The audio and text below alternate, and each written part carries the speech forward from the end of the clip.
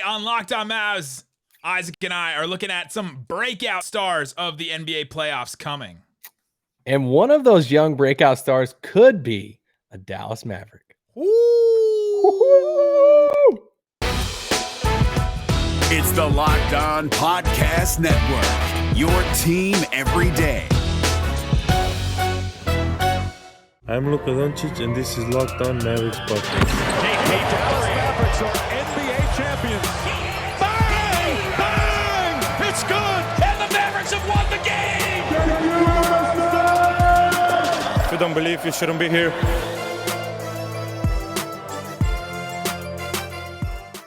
And welcome. You are locked on to the Dallas Mavericks. My name is Nick Angstadt, media member and coordinator for the Locked On Podcast Network. And joining me, as always, my co-host, contributor at Mavs.com. If you don't believe you shouldn't be here, honey, the one more thinking, what you got for me, Isaac Harris?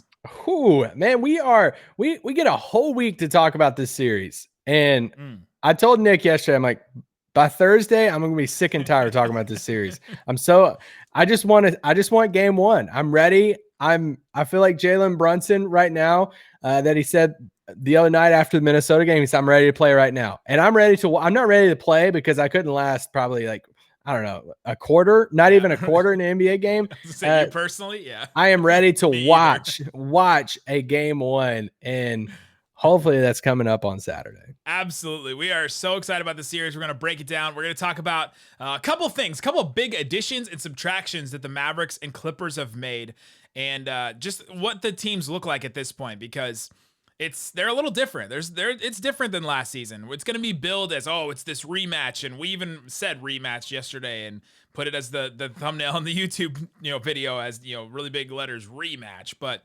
there are some differences for these teams, so we're going to talk about that, and then let's get into some breakout candidates. Like last year, we had Tyler Herro. He was the breakout star of the playoffs, and so we wanted to focus on a couple of guys that could break out like that. Maybe some on the Mavericks, some on the Clippers, maybe definitely some outside of that. So we wanted to get into a couple of extra things there on that. Today's episode is brought to you by RockAuto.com. Amazing selection, reliably low prices, all the parts your car or truck will ever need. Visit RockAuto.com. Tell them that Locked On sent you, and you guys help keep the lights on. Thanks, man, brother. All right, let's get into this episode. So, big additions and subtractions for the Mavericks and Clippers. I thought that this was kind of an interesting exercise when we first learned about this series, when we first knew for sure that this was the series. I just went through and said, all right, this is a player that played last year. This is a player that didn't play last year, and just went through and listed them. So here's the list. For everybody watching on YouTube, you can see it right here. For everybody listening, are you looking at J. Cole makes his professional basketball debut? Or yeah, right. Is J. Cole better than Campaign coming up next? Dude, you laugh at Campaign. Did you watch that Blazers and Suns game? I know he's gonna have a moment, and then he already has. He's been having moments. He's been having moments. Besides his dance with Russ, or like an actual. Oh yeah, if he has a real playoff moment. Oh man, how many tweets are you gonna get from? Are there Campaign stands? I guess there are. There's probably more Campaign stands than there are Clipper fans. All right. So Kristaps Porzingis, I counted him as a player that was absent from last season because he missed half of game one, and he was out for the last 3 games of the series as well. So Kristaps Porzingis, I'm counting him. Hold on. Can I didn't know. Am I allowed to read verified tweets on the spot? Or Jalen Brunson also didn't play. He was out with shoulder surgery. That was a big one. Dwight Powell was out. He was out with his Achilles. That's a huge one that was out. Josh Richardson in the trade for Seth Curry. He was out. Actually, he was over playing with the Sixers, and didn't they get swept in the first round? They're like 1, 2, 3, Cancun, we're out. Willie Cauley-Stein, he was not making the playoffs with the Sacramento Kings. JJ Redick was not with the Mavericks. Nicolo Melli was not with the Mavericks. That's a lot of guys. And all those guys are like essentially in the rotation besides, Melli and Redick are kind of on and off. Willie was on the Mavericks, but I think that's when his whole, I think that's when his daughter was born, if I'm not mistaken. So he was actually a Maverick. He just didn't go to the bubble. Yeah. I could be. Now I'm just saying. I remember him not being in the bubble. Yeah, he wasn't in the bubble, but not in the bubble. Yeah, he was on the Mavericks for sure. So, but that's a lot. And you mentioned it. I mean, Brunson and Dwight, like that's the biggest thing because the loss of that is like Seth Curry played a big role in this Mavericks team, last year, and he's obviously not on the team now, but not having Brunson and Dwight Powell, for as much as basketball that we watch as Mavericks fans, you listen to this podcast, majority of you listen to the podcast, you probably watch majority of the games, and you've probably taken part in the complaining about Mavericks role players, whether you do it in your brain or on social media or whatever way you think about it. As much as we want to critique Brunson and Dwight, sometimes like they mean a lot to this team and they mean a lot to the rotation, and they would have made a difference last year. Now, would they have won the series? I don't know about that, but they would have made a big difference. And now we get to see them in action this year. And you got to remember, in some of these playoff games, the margins are razor thin, right? The Mavericks were one Luka shot away from like a 5-1 series, and all of a sudden us not thinking about this as, or what did I say? 5-game series. And all of a sudden us thinking, like, well, the Mavericks are farther away. That one extra game just makes it feel like it's just that much more in play that the Mavericks could potentially pull an upset here. So those are the players for the Dallas Mavericks that didn't play last year. I thought that those are all notable. And give them different looks, right? We talked about this yesterday. That Willie Cauley-Stein gives the Mavericks, Willie Cauley-Stein and Dwight give the Mavericks a different look than they had last year with their rim rolling, and then Willie with his rim protection and just his length. Redick gives them a 3-point shooter that they did have in Seth Curry, but then Josh Richardson gives them a defender that they didn't have last season. So the reason why they made the trade is for a series like this. Literally, this series, when you were watching Seth Curry try and guard Paul George or Kawhi Leonard, you just said in your mind. And the reason why we were so high on the trade was we said it gives them a different type of ceiling that they can have Josh Richardson guard, credibly, hopefully, guard one of those two guys. We'll see if it works out.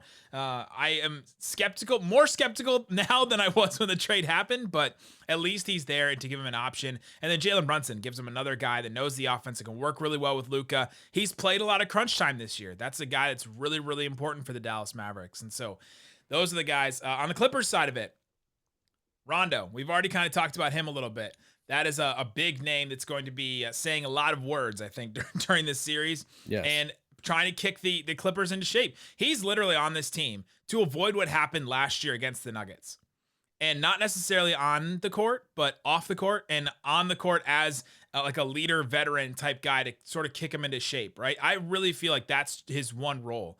And to give him a little bit more playmaking here and there when he can, when the offense really sticks or when they just, freeze up.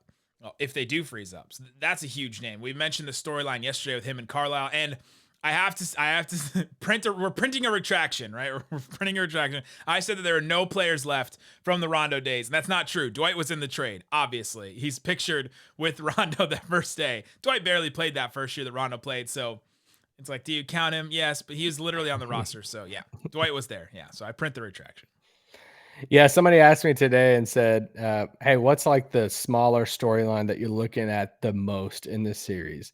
And I think it's the Rondo angle. There's a lot of us that just dislike that guy, all the history with Rick Carlisle and just going against him in a playoff series and all of that. Like, yeah. Is that going to go in the broadcast? Like, will we put that on our bingo card?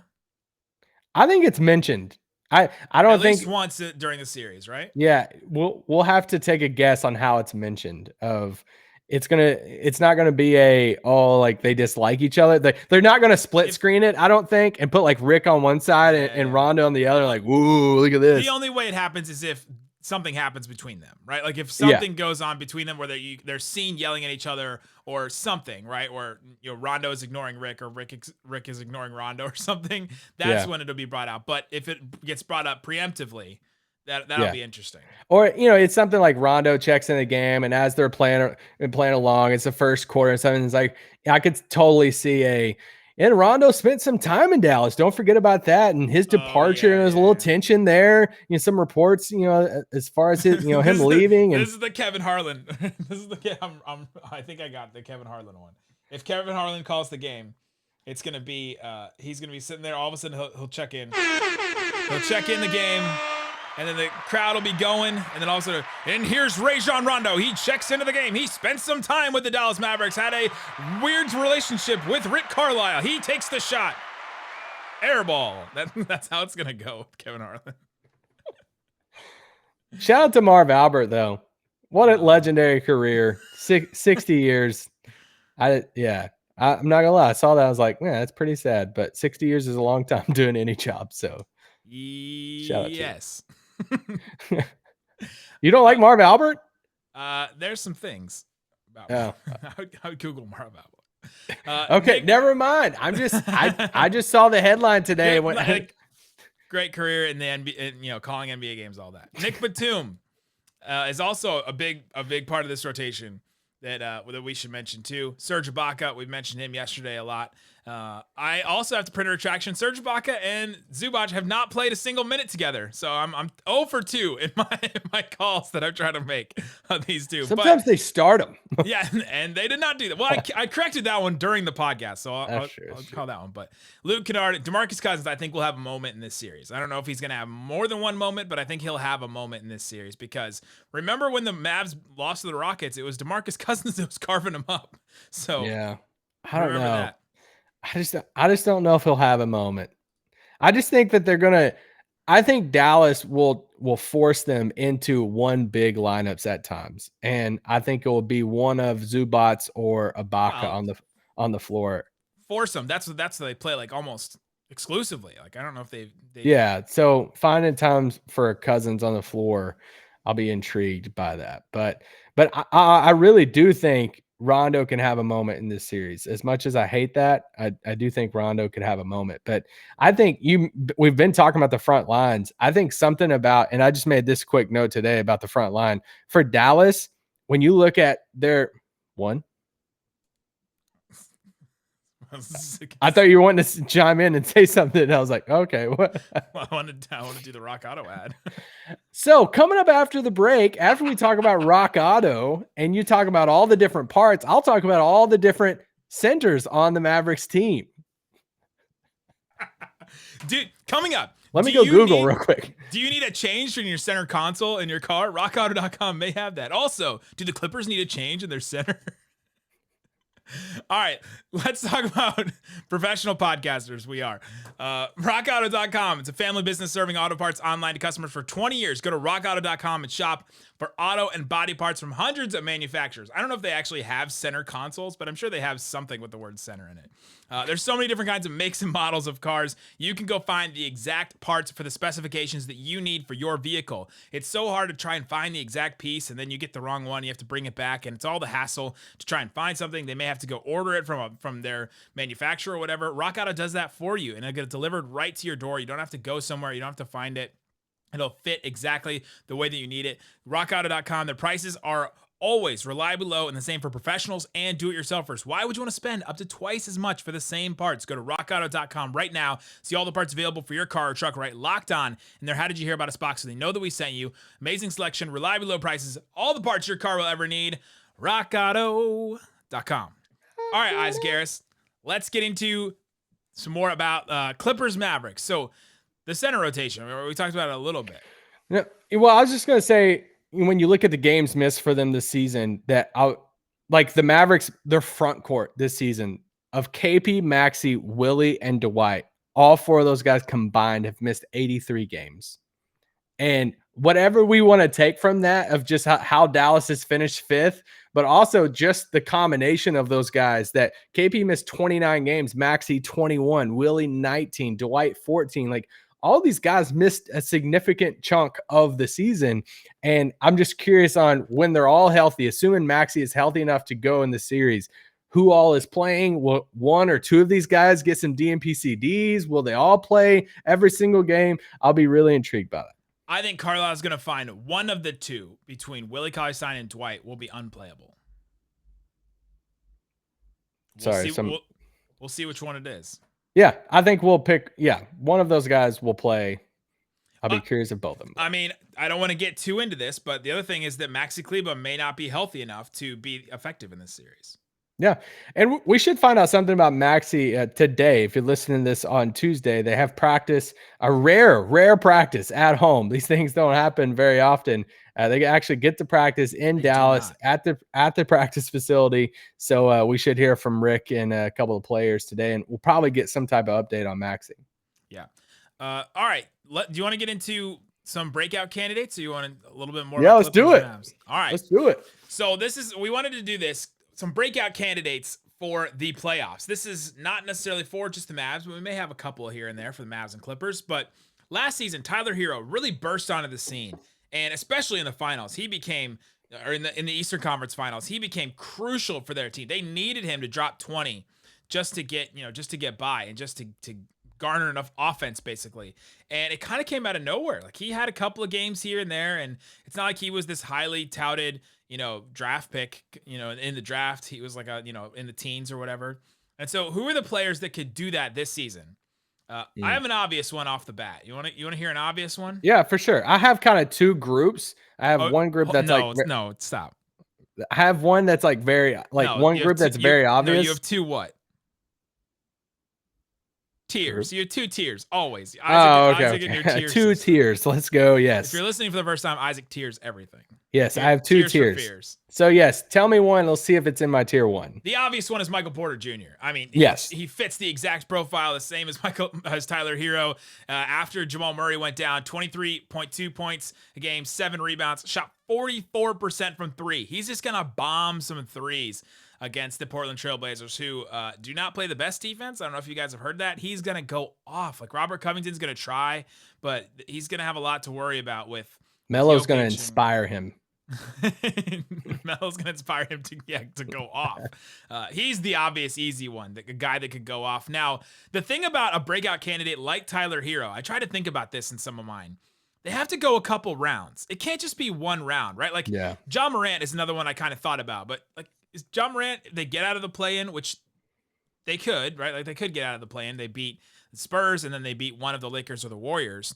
Then they go play Utah, and like, they're not getting out of that series, right? Like, that'd be so tough for them. So it's kind of hard to say that guy's. That'd be a real breakout for Ja if they beat Utah. Right. And so I try to think of some guys who are going to make it a couple rounds. Denver, it's also kind of weird because I could see them getting beat by Portland.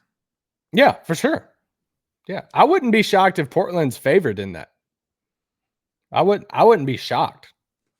BetOnline released some odds. We'll talk about that in a minute. We'll talk about BetOnline AG. They released the Mavericks odds, but I don't know if they have the Nuggets ones available yet.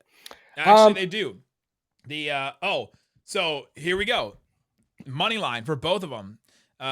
So for example, Mavericks money line plus 355. Clippers minus 435. That's a big difference. Like, that's a heavy favorite on the Clippers. I might need to hop on this. Blazers minus 106.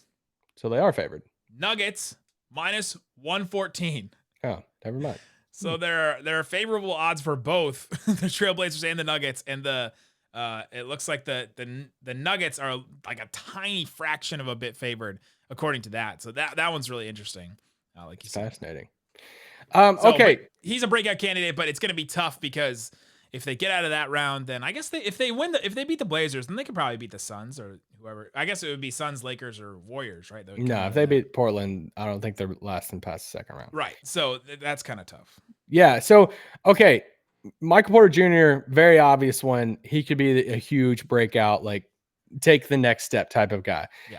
I also have a couple of guys that some people might not put them in the breakout category because a lot of people probably view them as, hey, they're already there, but there's a different level you go to when you do it on the playoff stage. For instance, Trae Young, Devin Booker.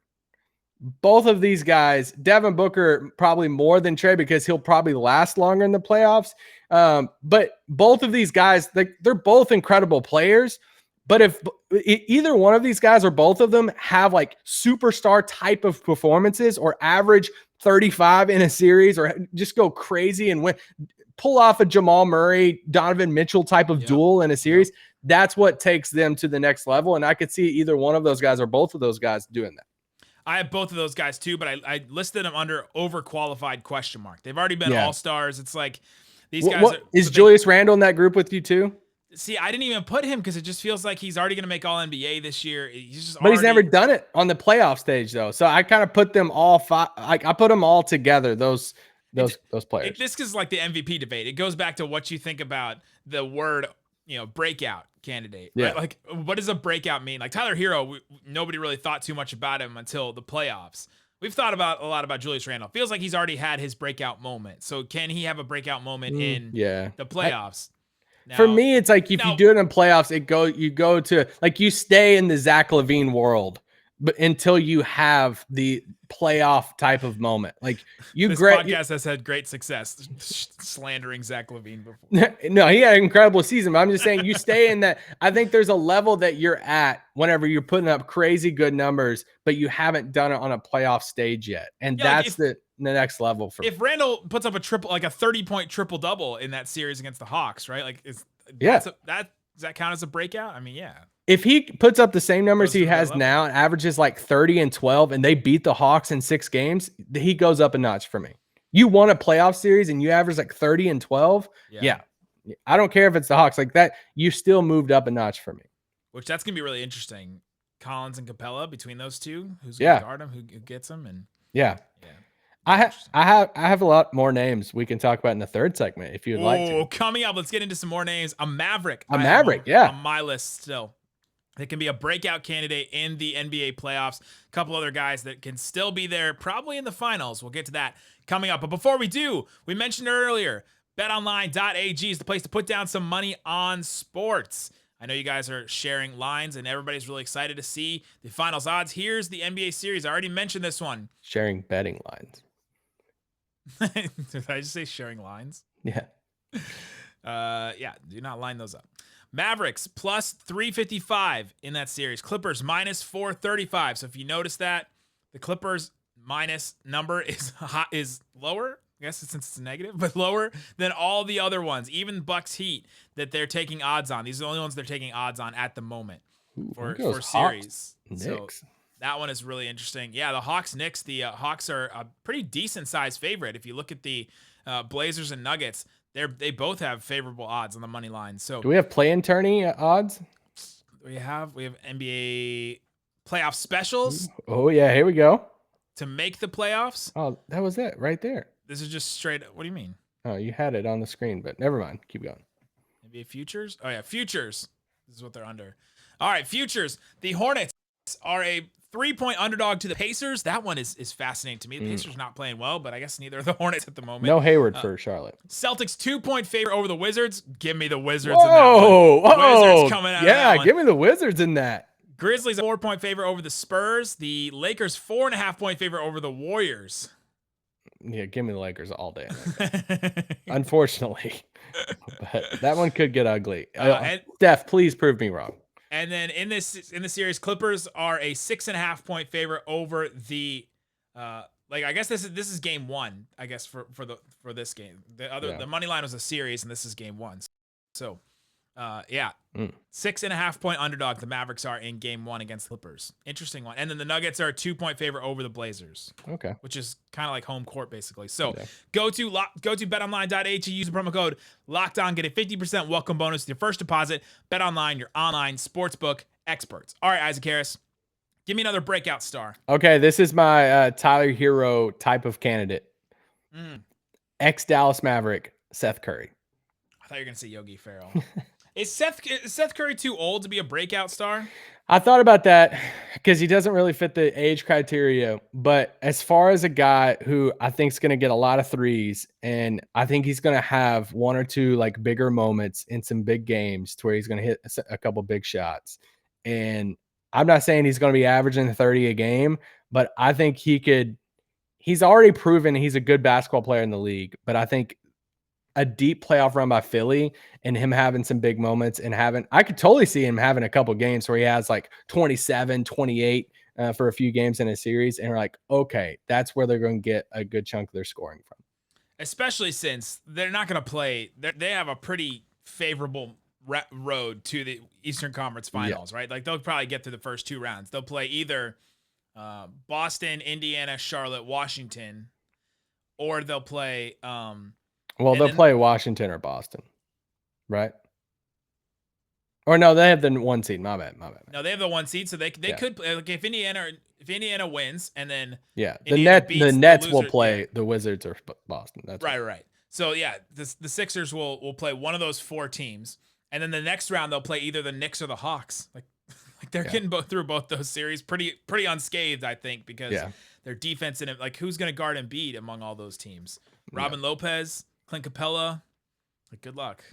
Nerlens Noel, have fun, bud. Like, Taj Gibson.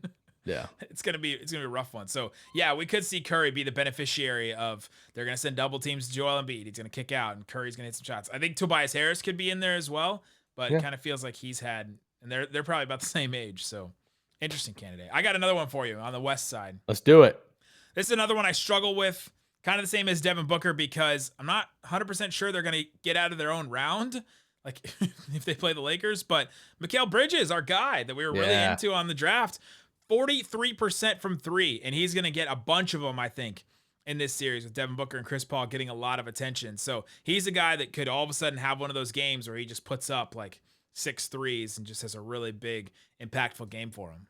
I freaking love Mikhail Bridges. I thought about Cam Johnson, but that's kind of a deeper one. But I love Mikhail Bridges, and I think I do. That's a good one. I'm getting choked up thinking about Mikhail Bridges. I think that is a good one. I like him. I like him a lot.